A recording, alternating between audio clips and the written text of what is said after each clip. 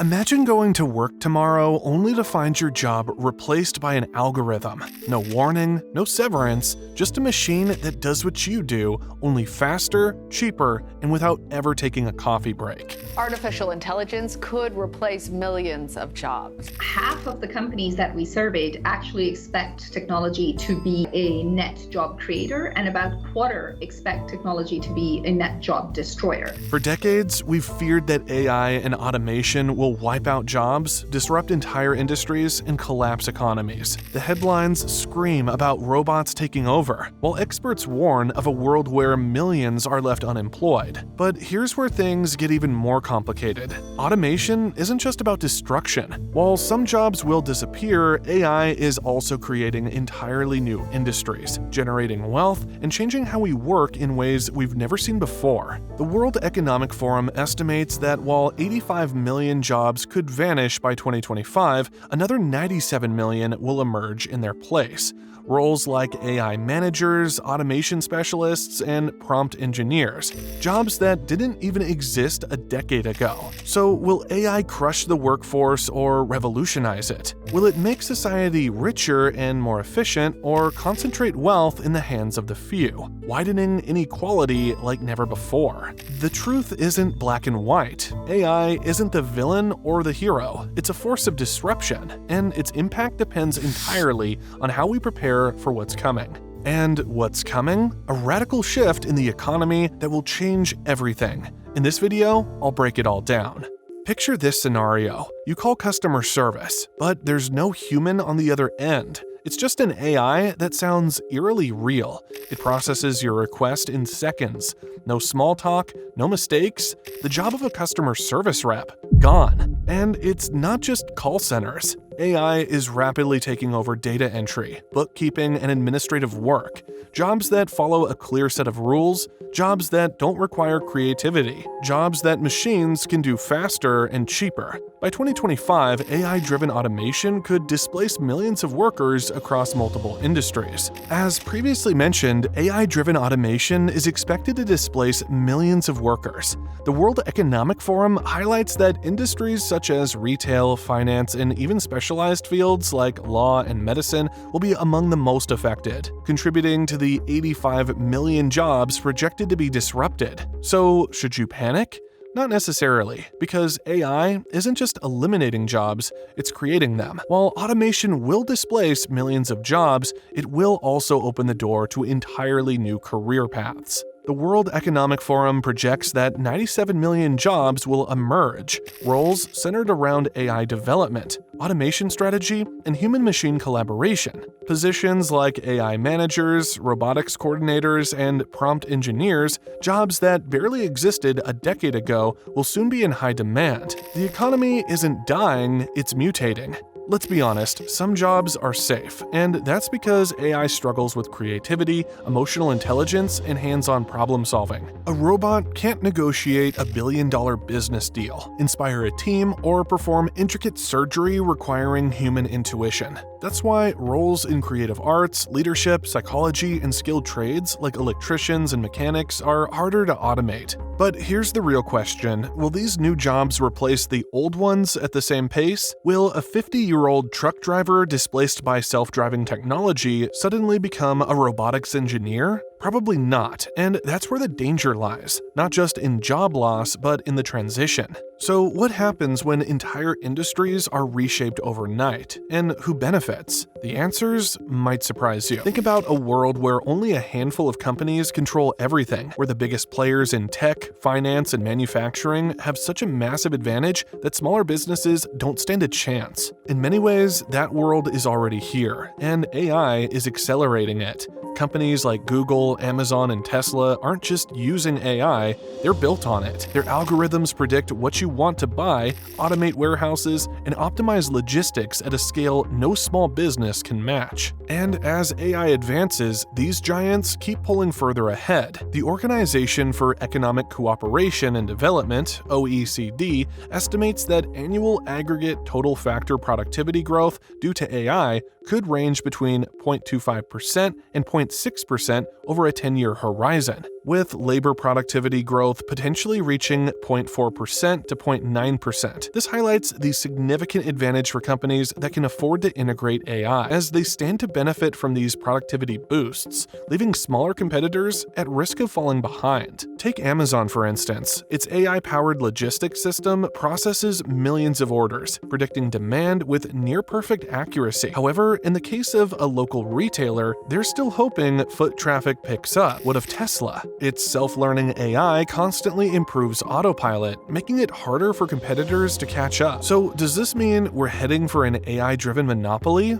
Not necessarily. History has repeatedly shown us that technological shifts create new opportunities. Yes, AI favors big corporations, but it also opens up the door for disruptive startups. Think about it. 20 years ago, Google was just another search engine. Today, it dominates the internet. Tomorrow's AI breakthrough might come from a startup we haven't even heard of yet. Can governments keep AI power in check? Regulations around AI ownership, data privacy, and anti-monopoly laws will decide whether AI leads to innovation or a corporate stranglehold on the economy. So is AI a tool for progress or just another way for the rich to get richer? And more importantly, who will control the future? Two workers, same company, same industry. One watches their salaries skyrocket as AI makes them more efficient, while the other gets replaced by an algorithm. This isn't science fiction. It's already happening.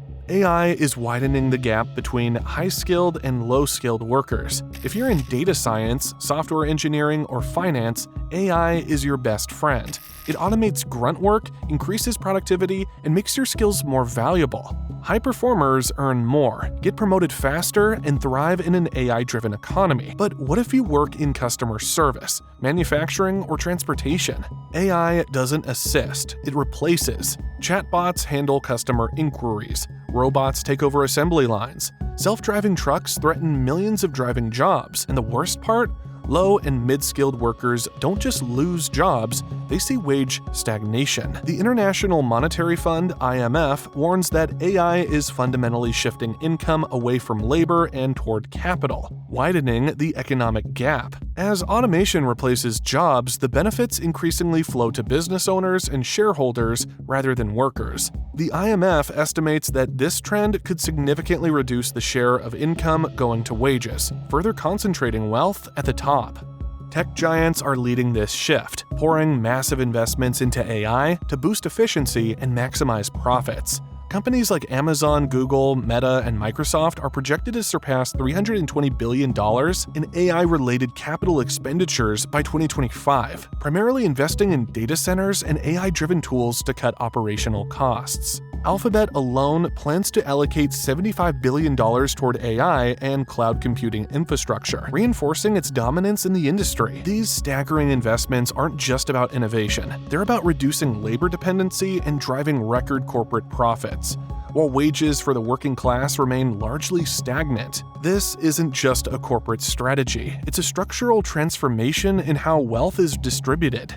If AI continues to replace human labor at scale without policy intervention, the income gap will grow even wider, reinforcing economic disparities. Some experts argue that solutions like AI taxation or workforce retraining programs could help redistribute the benefits of automation more equitably. So the question is, will AI drive prosperity for all, or will it create an economy where a handful of companies control the future while everyone else struggles to keep up? This raises a critical question. Does AI-driven inequality lead to social unrest? Historically, massive technological shifts have disrupted economies. The Industrial Revolution displaced millions, yet governments introduced labor laws, public education, and social safety nets to stabilize society. So, can governments do the same with AI? Some propose a universal basic income, UBI, a fixed income for everyone, funded by AI-driven profits. Others suggest heavy AI taxation, forcing corporations to reinvest in the workforce. But will these solutions work, or is AI creating a permanent underclass where a small elite owns the algorithms and everyone else is left behind? Because if AI doesn't just replace workers but concentrates wealth at an unprecedented scale, what happens next? Let's say a factory once employed 500 workers, and today that same factory runs on AI-powered machines, with just a handful of technicians overseeing production. Profits are higher than ever, but here's the catch: who's paying the taxes now? In a traditional economy, workers pay income tax, fund social security, and contribute to public infrastructure. But when robots replace them, that tax revenue disappears. So should companies be forced to pay a robot tax when AI eliminates jobs? Well, Bill Gates thinks so. He argues that if a company replaces a human worker with AI, it should continue paying taxes on that worker just as it would for a human employee. What's the logic at play here? Taxing AI would slow automation, provide funding for worker retraining, and prevent massive economic disruption. But not everyone agrees. The European Parliament rejected a robot tax in 2017, fearing it would stifle innovation and make companies less competitive. Opponents argue that taxing AI discourages investment in technology, potentially putting a nation's economy behind its rivals. South Korea, however, has taken a different approach. Instead of taxing AI directly, it reduced tax incentives for automation, making it less appealing for companies to replace human workers outright. The real question is, where should the money go? If governments introduce a robot tax, should that revenue fund worker retraining programs, universal basic income, or something else entirely? Because if AI keeps replacing jobs and we don't rethink how we tax automation, the financial burden will land squarely on those who can least afford it. Picture an economy where businesses run at peak efficiency, factories produce without delays, and medical breakthroughs happen in days instead of decades. This isn't a distant fantasy. It's the reality of the economic revolution AI is already creating. While most conversations about AI focus on job losses, there's another side to the story. AI is also driving massive economic expansion. McKinsey predicts that AI could inject $13 trillion into the global economy by 2030. How? By boosting productivity, optimizing decision-making, and creating entire industries we've never seen before. Think about it, AI automates repetitive tasks, freeing up workers to focus on higher-value roles. It analyzes massive datasets, allowing companies to make smarter, faster business decisions. It's already revolutionizing healthcare, finance, and manufacturing, cutting costs, improving efficiency, and unlocking new possibilities. Take drug discovery, for example. AI-driven research is speeding up the development of life-saving medicines, cutting the time from research to market in half. In finance, AI detects fraud, predicts market trends, and optimizes investments with precision no human could match. But then, who will benefit the most from this AI-driven economic boom? If history tells us anything, it's that technological revolutions don't lift everyone equally. The companies and countries that embrace AI first will reap the biggest rewards, while those slow to adapt could be left behind. AI is accelerating global competition, favoring nations that invest in research, infrastructure, and digital literacy. The McKinsey Global Institute warns that AI frontrunners like the US, China, and select European nations could capture up to 25% more in net economic benefits than lagging countries. Meanwhile, countries that fail to adapt risk stagnation. This isn't just about AI replacing workers, it's about entire economies being left behind. Developed nations with high wages have a strong incentive to automate, making them early adopters. Meanwhile, many developing countries and nations from the global south rely on low-cost labor, meaning AI threatens their biggest competitive advantage. Even within advanced economies, the AI race is creating a divide. Nations leading in AI patents like the US, Japan, and South Korea are pulling away, while the EU struggles to compete due to fragmented data policies and underinvestment. If this gap continues, economic dominance could become more concentrated than ever before. But there's a counter-argument. Could AI also help developing nations leapfrog traditional growth barriers? By skipping outdated industrial models and embracing AI-driven solutions in agriculture, healthcare, and education, some nations might find themselves on a new path to economic success. What's the challenge here? Bridging the digital divide before it's too late. So will AI usher in a new golden age of prosperity, or will its benefits be concentrated in the hands of a few, deepening the wealth gap even further? Because one thing is certain, AI is reshaping the global economy, whether we're ready for it or not. The European Union is taking the lead with strict AI regulations aimed at ethical use, transparency, and preventing monopolies.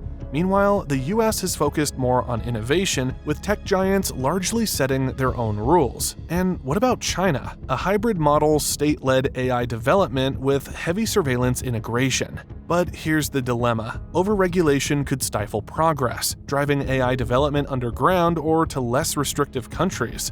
Stricter policies might slow advancements in critical areas like healthcare, where AI is already accelerating drug discovery, diagnosing diseases, and personalizing treatments. Limiting AI's potential in these fields could mean fewer medical breakthroughs and delayed access to life-saving innovations. On the other hand, under-regulation could lead to mass job displacement, deepening inequality, and even AI-powered misinformation campaigns. Without clear guidelines, companies could prioritize profit over ethical concerns, leading to unchecked automation and AI systems that reinforce bias or manipulate public opinion. Then there's the question of AI's moral compass. Can we design AI systems that prioritize human well-being over profit? The Organization for Economic Cooperation argues that ethical AI governance will be crucial to ensuring AI benefits society instead of widening existing divides. The EU has floated the possibility of mandatory human oversight for critical AI applications, while South Korea has begun limiting tax incentives for automation to slow potential job losses. The real question isn't just whether AI can be regulated, it's whether we'll act fast enough to set the rules before AI starts making them for us. A decade ago, knowing how to use a computer was a competitive advantage. Today, it's a basic requirement. Tomorrow, AI proficiency could be the difference between thriving in the job market or being left behind. Automation isn't eliminating work, it's changing how we work. Most people aren't prepared for the shift. The IMF's AI Preparedness Index reveals a growing divide. Nations investing in digital infrastructure and workforce training will dominate, while those that don't will struggle. The same applies to individuals. The jobs AI won't replace are the ones that require uniquely human skills, creativity, emotional intelligence, problem solving. Let's be clear, reskilling isn't optional, it's survival. High-skilled professionals, software engineers, AI specialists, data scientists are in demand like never before. But for workers in repetitive, automatable roles, retail, customer service, logistics, the future is uncertain. That's why companies and governments must invest in retraining programs. Countries like Singapore and Germany are already leading the way, subsidizing AI training and digital skills programs to ensure their workforce isn't left behind. But what about workers who don't have access to high-level technical education? Soft skills like leadership, communication, and adaptability will be just as valuable. AI can crunch numbers, but it can't manage teams, resolve conflicts, or build relationships. The private sector benefits the most from AI-driven productivity, so responsible for helping workers transition? Some companies are stepping up, offering internal retraining programs to equip employees with new AI-proof skills.